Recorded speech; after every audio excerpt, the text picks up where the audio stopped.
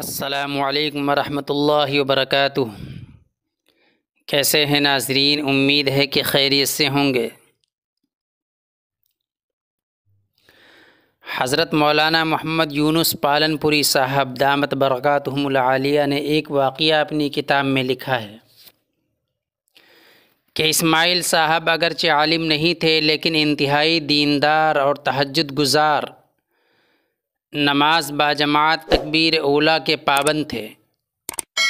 ان کے کل 6 بچے تھے۔ انتقال سے پہلے وہ جس اذیت ناک تکلیف میں تھے، 2 بچوں کی وجہ سے بہت زیادہ فکر مند تھے۔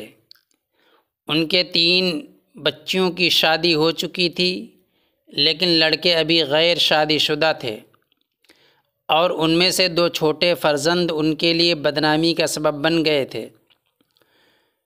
وہ آوارہ ہو گئے تھے اور پورے محلے اور گاؤں کے لوگ ان سے تنگ آ گئے تھے۔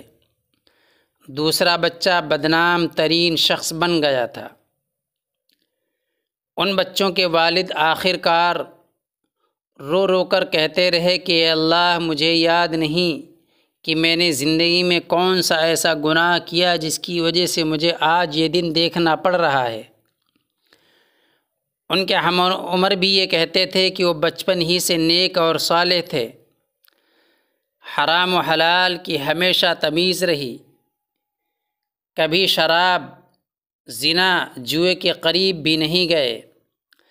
ایک طرف سے ان کی یہ مثبت حالت تھے تو دوسری طرف ان کی اولاد کی منفی کیفیات مشکل سلجھ نہیں رہی تھی کہ باپ اتنا نیک اور صالح دیندار آدمی، تہجد گزار شخص، اور اولاد اتنی نکمی۔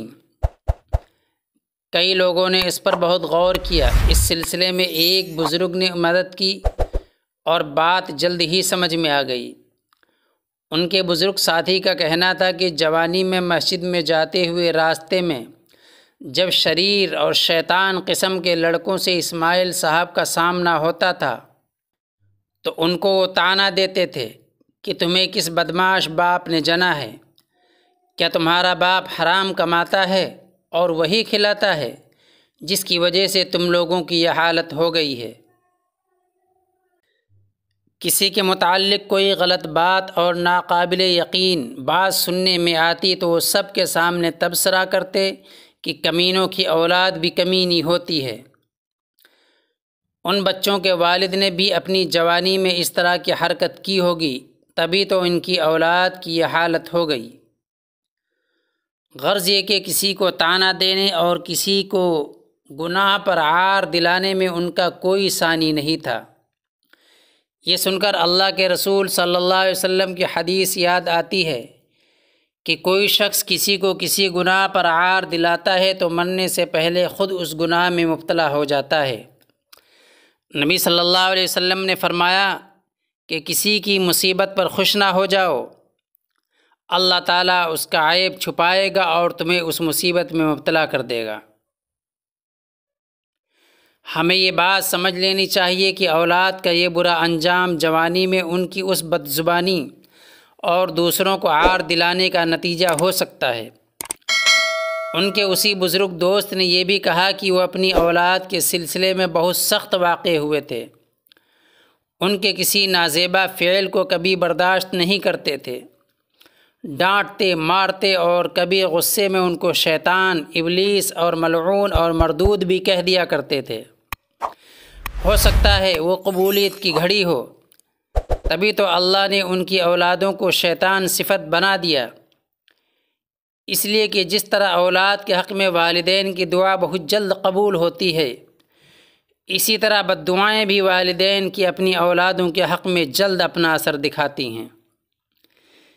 اس لیے کبھی بھی بھول کر غلطی سے بھی، غصہ اور جوش میں بھی اپنی اولاد کو ڈانٹنے میں غلط ناموں سے نہیں پکاریں۔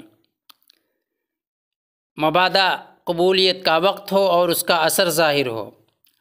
انہوں نے اپنے اولاد کے حق میں پابندی سے اللہ تعالیٰ کے بتائے ہوئے اصولوں اور دعاؤں سے اپنے بچوں کی تربیت کی ہوتی اور کسی دوسرے کے بچوں کو برا نہ کہا ہوتا تو شاید انہیں یہ دن دیکھنا نہ پڑتا۔ اس لیے میں ان اپنے بھائیوں سے اور اپنی ماؤں سے کہتا ہوں کہ اپنی اولاد کو ہرگز نہ کوسیں۔ خاص طور پر عورتیں اپنے بچوں کو کوستی ہیں، برے القابات سے پکارتی ہیں، برے ناموں سے یاد کرتی ہیں اور بد دعائیں دیتی ہیں۔ خدا کے واسطے ایسا نہ کریں، کہیں وہ وقت قبولیت کا ہو اور وہ تمہاری بد دعا اپنے بچوں کے حق میں قبول ہو جائے۔ اللہ تعالیٰ سے ہمیں دعا کرنی چاہیے کہ اے اللہ ہمیں ایسی عورتیں، ایسی بیویاں اور بچے عطا فرما جو ہمارے لیے آنکھوں کی ٹھنڈک کا سبب بنیں اور ہمیں تقوی والوں کا امام بنا۔